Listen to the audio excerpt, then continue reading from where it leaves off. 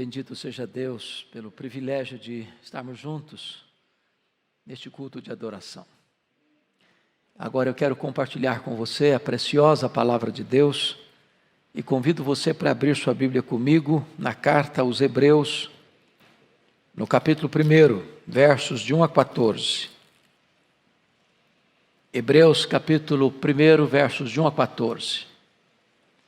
Lido o texto, mantenha sua Bíblia aberta comigo nesta passagem, por favor.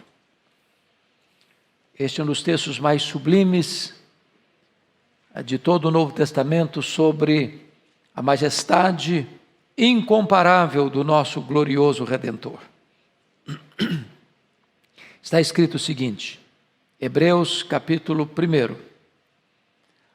Havendo Deus outrora falado muitas vezes e de muitas maneiras aos pais pelos profetas, nestes últimos dias os falou pelo Filho, a quem constituiu herdeiro de todas as coisas, pelo qual também fez o universo.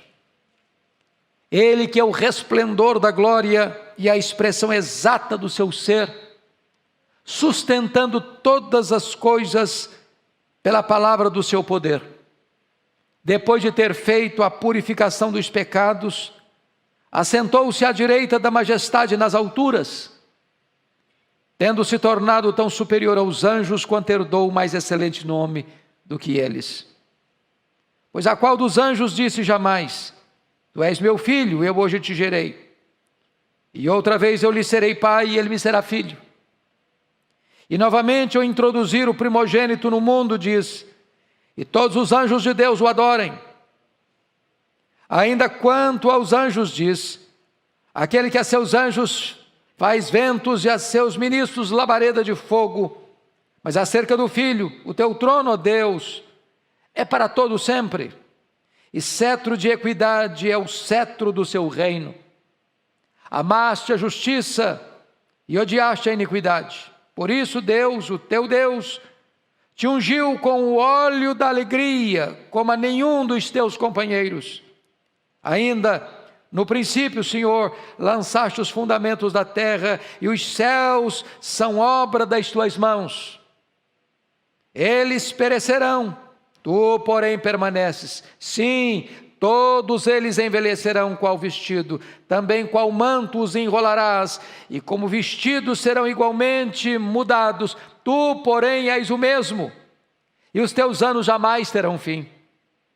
Ora, qual dos anjos jamais disse, assenta-te à minha direita, até que eu ponha os teus inimigos por estrado de teus pés? Não são todos eles espíritos ministradores enviados para serviço a favor dos que hão de herdar a salvação?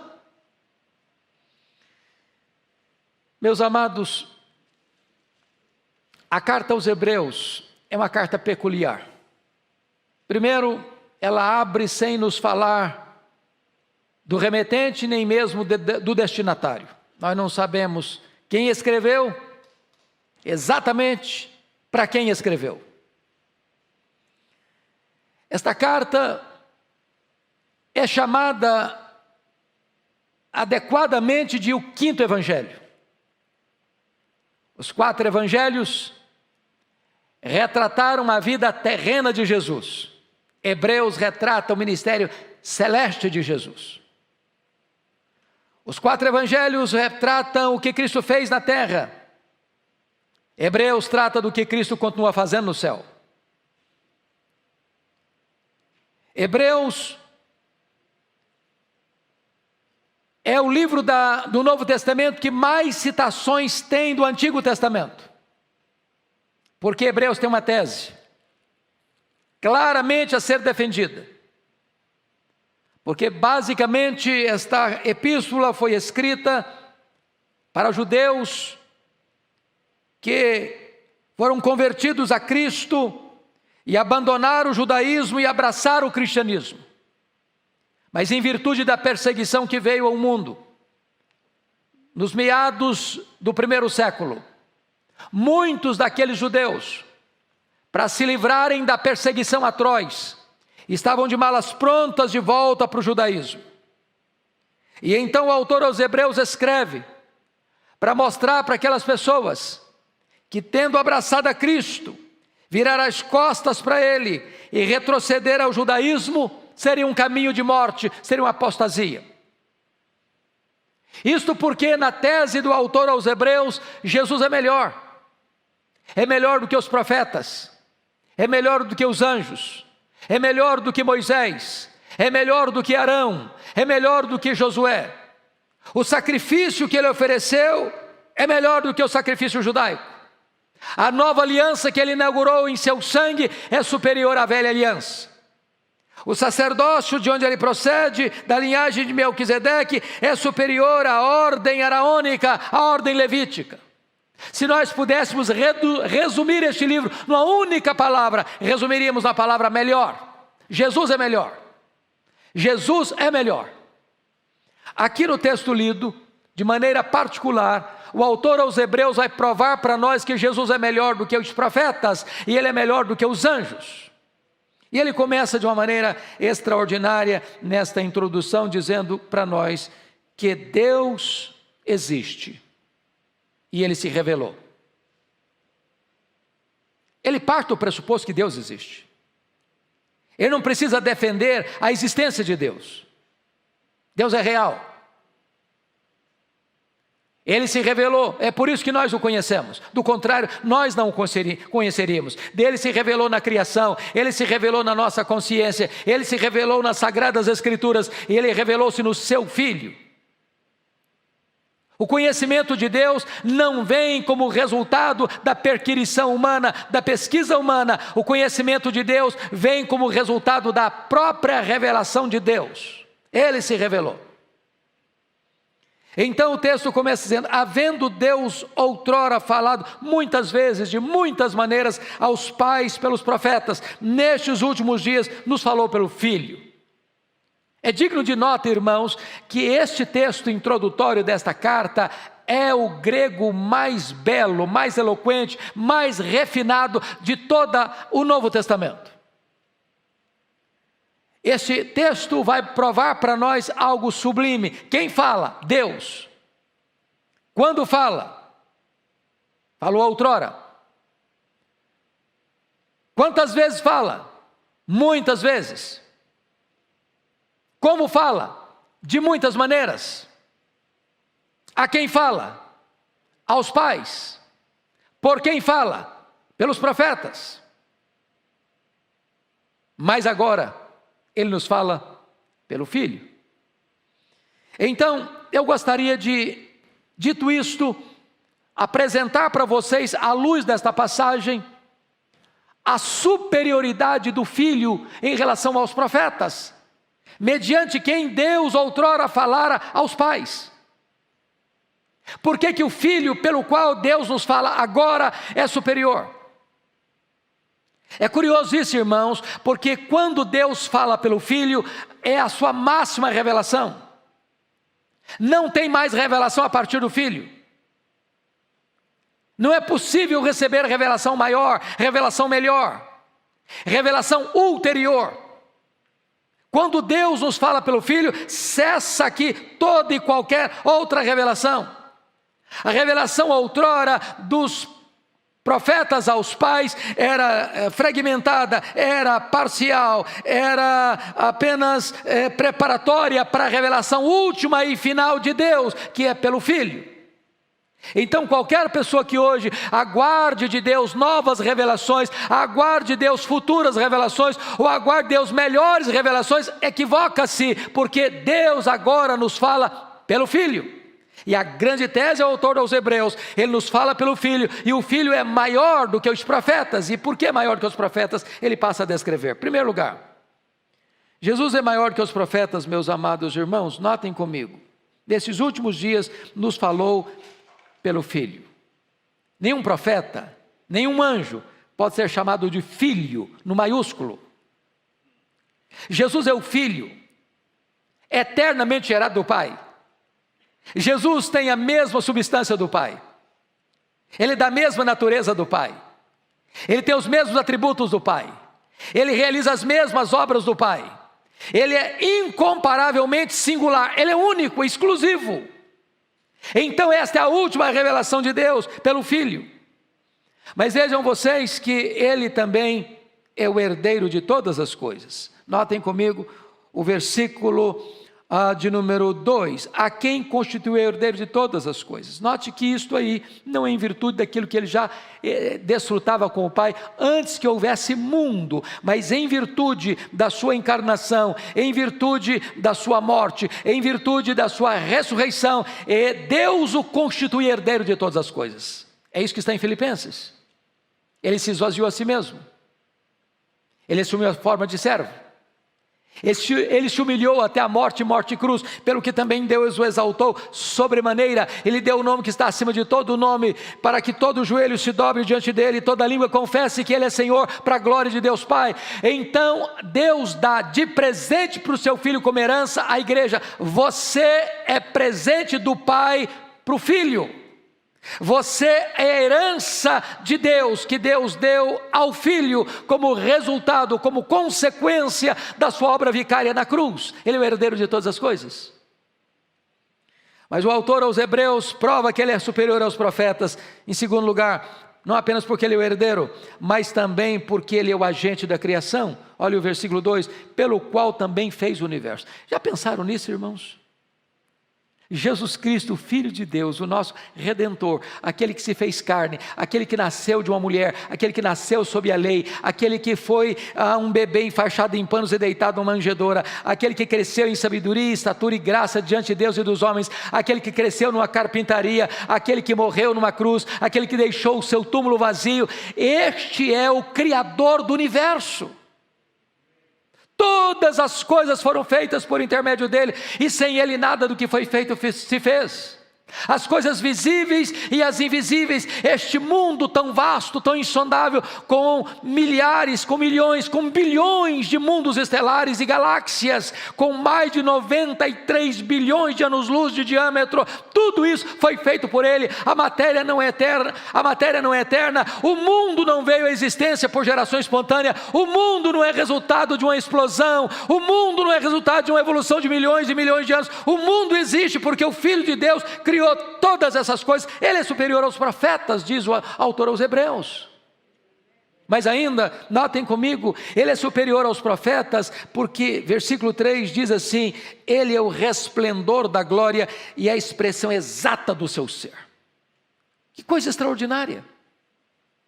Quando você olha para os profetas do Antigo Testamento, ao virem ao mundo para trazer uma mensagem para o povo, eles enfatizavam os atributos de Deus. Isaías enfatizou a santidade, Amós a justiça, Oséias a misericórdia, mas quando Jesus Cristo vem, ele não vem para falar deste ou daquele outro atributo do Pai, ele veio para ser o refletor, o holofote, a mostrar toda a glória do Pai.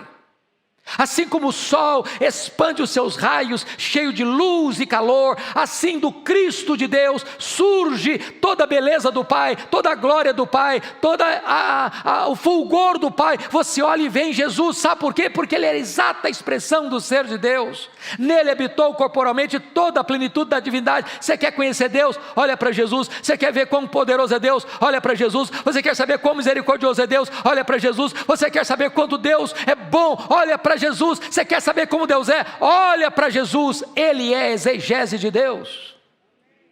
Mas mais, o autor aos Hebreus está provando para nós que Jesus é superior aos profetas, não apenas porque ele é o resplendor da glória e a expressão exata do seu ser, mas olha o versículo 3 ainda, está escrito aqui, sustentando todas as coisas pela palavra do seu poder. Irmãos, isso é espantoso, porque não só o universo não vê existência por moto próprio, por vontade própria, por iniciativa própria, por geração espontânea, mas este universo que foi criado e criado por ele, o nosso glorioso Redentor, é sustentado também por ele. Senão esse universo se desintegraria.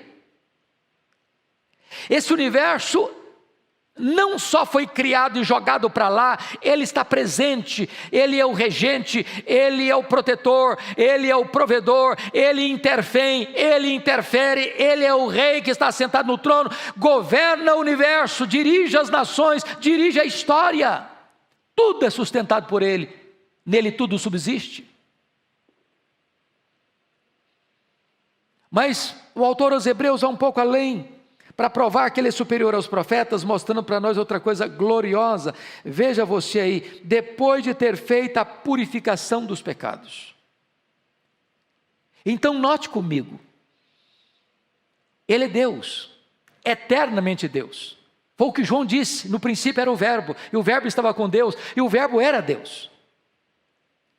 Deus autoexistente, Deus imenso, Deus infinito, Deus eterno, Deus imutável. Deus onipotente, Deus onipresente, Deus onisciente, Deus transcendente, Deus soberano, que nem os céus dos céus pode contê-lo.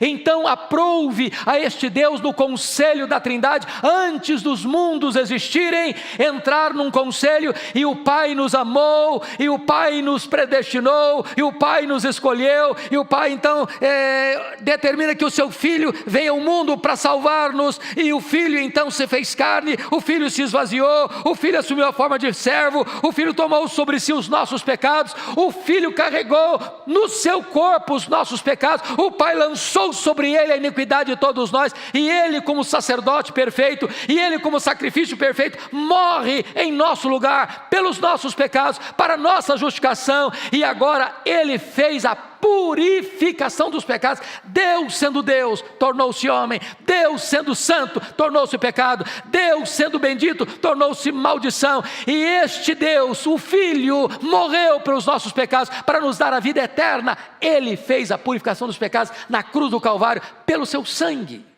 Ele é superior aos profetas. Os profetas apontaram a expiação, os profetas apontaram o perdão, os profetas apontaram a redenção, mas o Filho realizou a obra da redenção. Ele é superior aos profetas.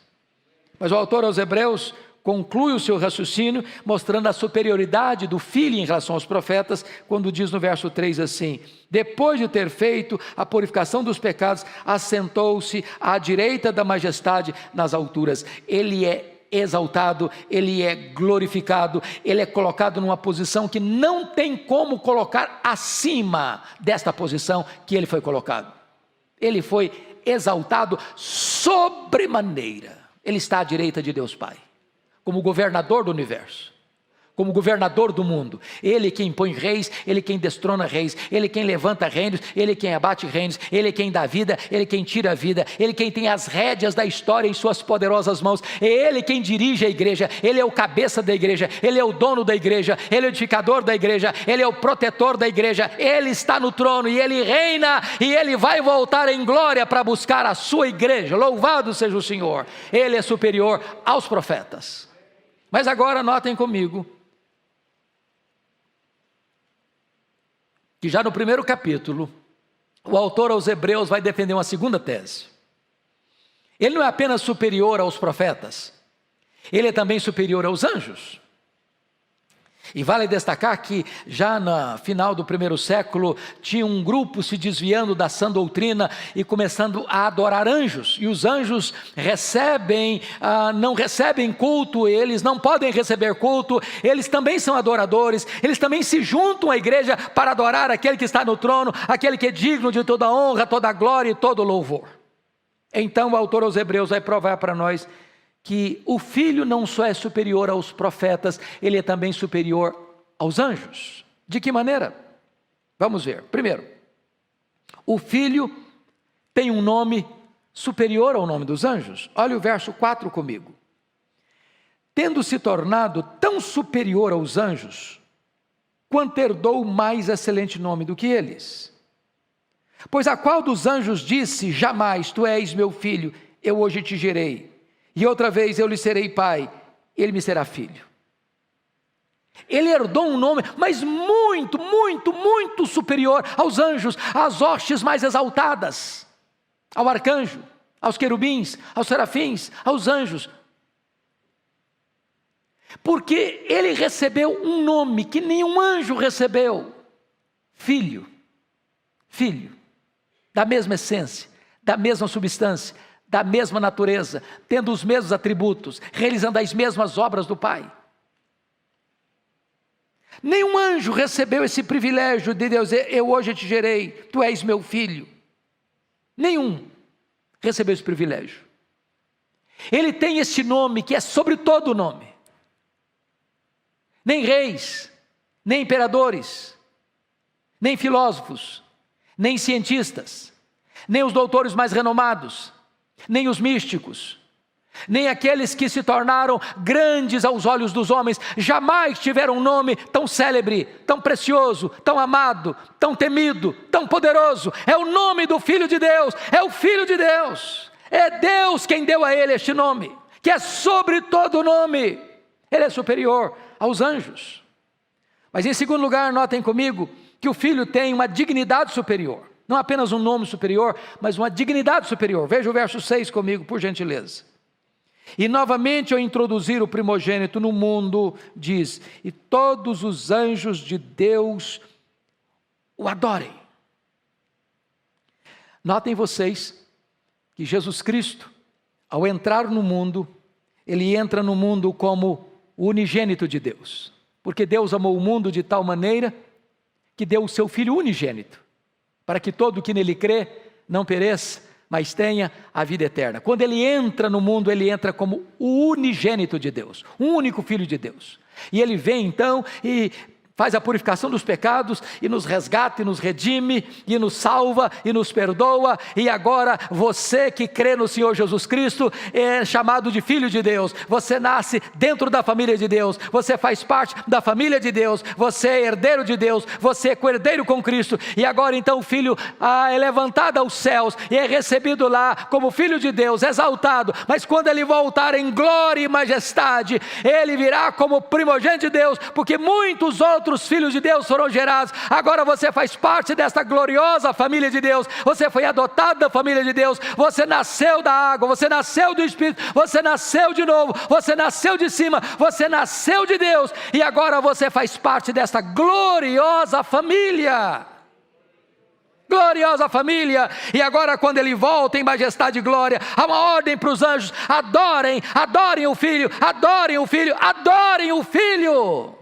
Ele é superior aos anjos.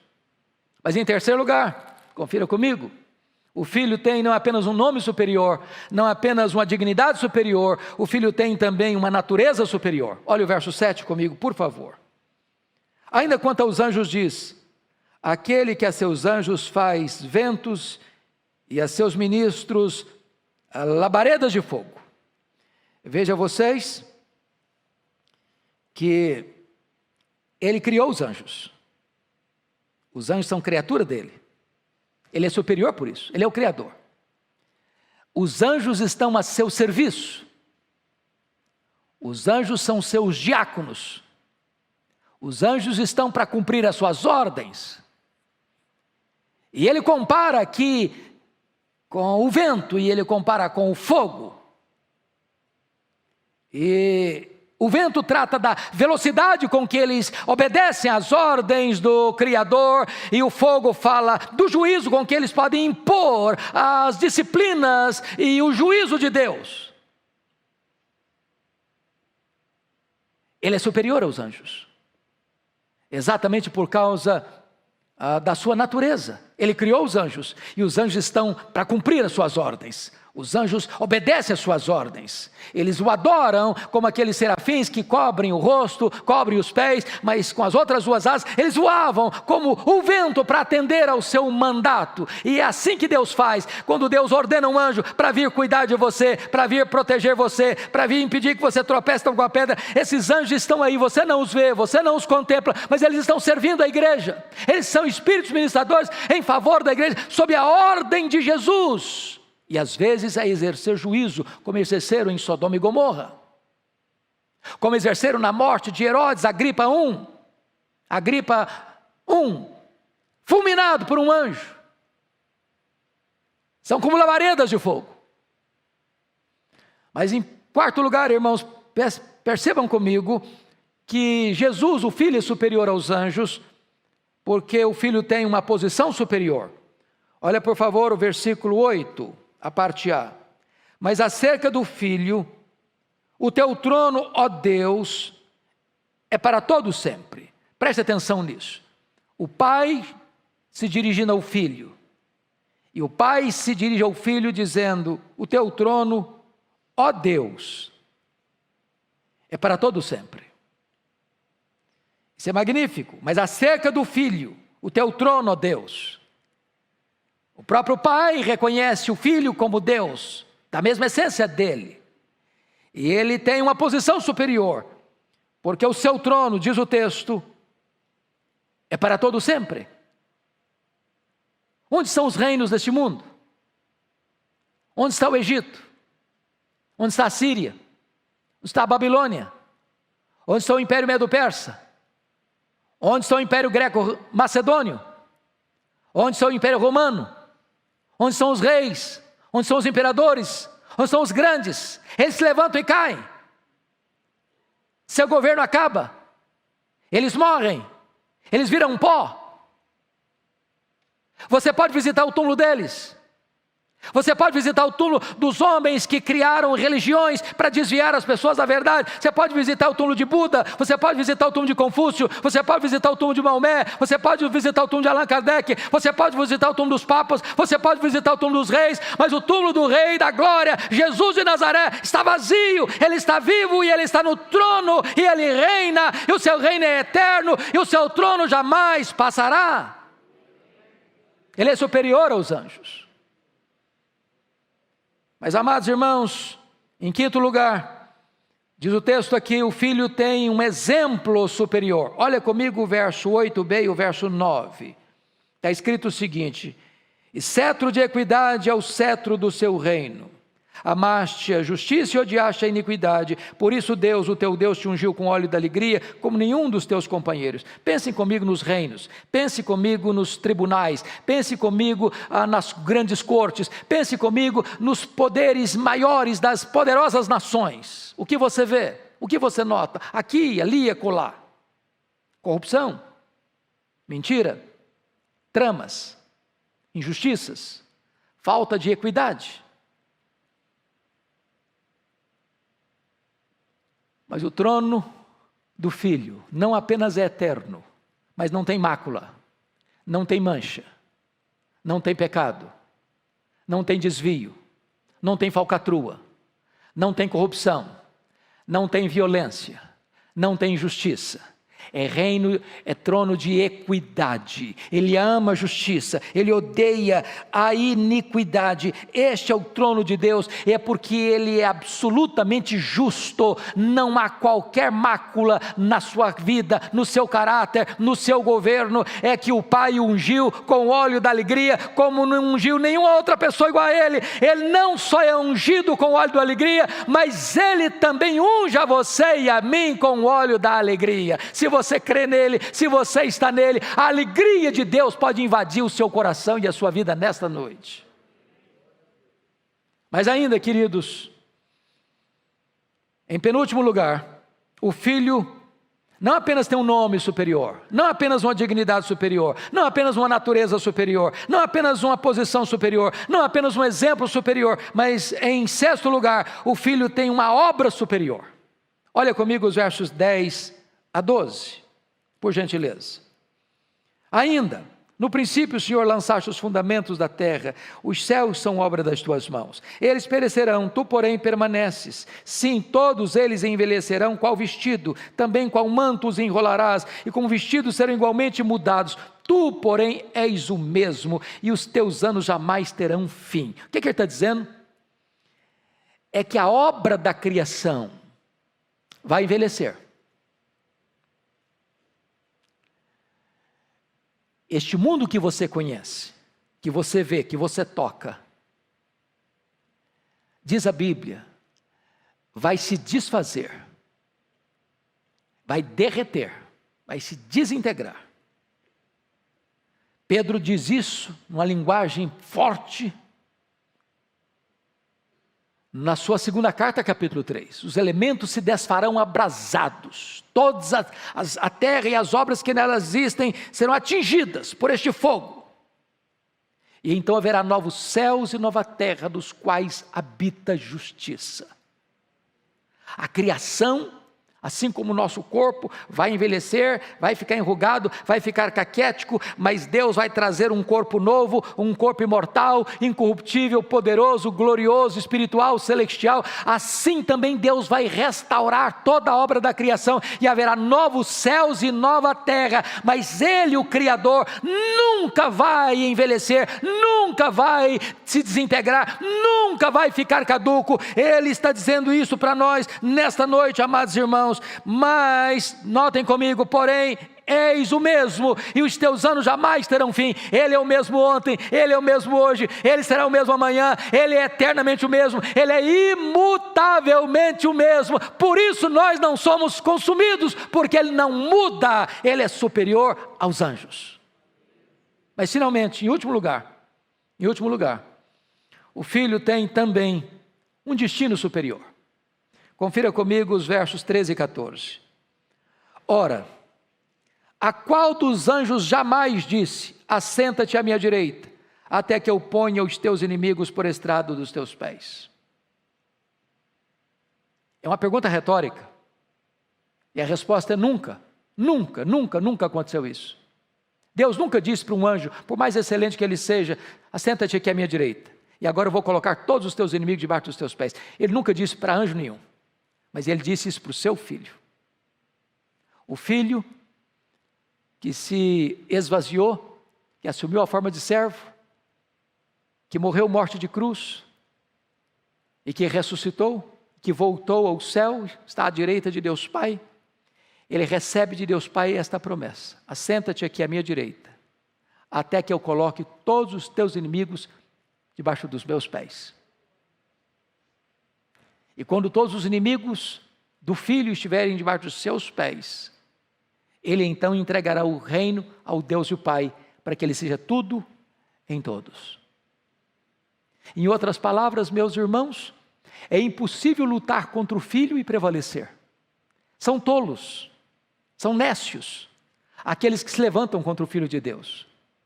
São nécios aqueles que tentam macular a honra do Filho de Deus. São tolos aqueles que resistem ao Filho de Deus. Ninguém pode prevalecer contra o Filho de Deus. Ele é o vencedor invencível em todas as batalhas. Ele sai vencedor de todas as refregas da vida. Ele é o Rei da glória, Ele é o Rei dos reis, Ele é o Senhor dos senhores. Ele saiu vencendo e para vencer, e Ele vai colocar todos os seus inimigos debaixo dos seus pés. Ele vai lançar o dragão, Satanás, no lago do fogo. Ele vai lançar o anticristo, o falso profeta, no lago do fogo. Ele vai lançar a própria morte no lago do fogo. Todos aqueles cujos nomes não estão escritos no livro da vida, Ele vai lançar no lago do fogo, e Ele vai reinar para sempre com a sua igreja, vitoriosamente. As portas do inferno não podem prevalecer contra a igreja do Senhor Jesus Cristo. Ele é o seu defensor. E o autor aos Hebreus conclui para nós dizendo o seguinte: não são todos os anjos espíritos ministradores enviados para serviço a favor dos que herdam a salvação? Então os anjos são diáconos de Cristo a serviço da igreja. Eles são preciosos, valorosos em poder. Eles atendem ao comando de Cristo com a velocidade de um vento, e eles exercem o juízo de Cristo como as labaredas de fogo, mas eles estão a seu, a meu, a nosso serviço, a comando do supremo comandante das hostes celestiais, o Rei dos reis, o Senhor dos senhores, a quem nós tributamos nesta noite toda a honra, toda a glória e todo o louvor. Qual o compromisso que você assumiu com Jesus até hoje? Hoje é o dia da salvação. Hoje é o dia de você reconhecê-lo como Senhor da sua vida. Hoje é o único dia oportuno, porque amanhã você não administra. Se você ainda não se rendeu aos seus pés, agora é hora de fazê-lo. Quem tem o Filho tem a vida. Quem não tem o Filho, não tem a vida. Como é que você vai escapar se você negligenciar tão grande salvação? Hoje, agora, é hora de você entregar sua vida ao Senhor Jesus Cristo.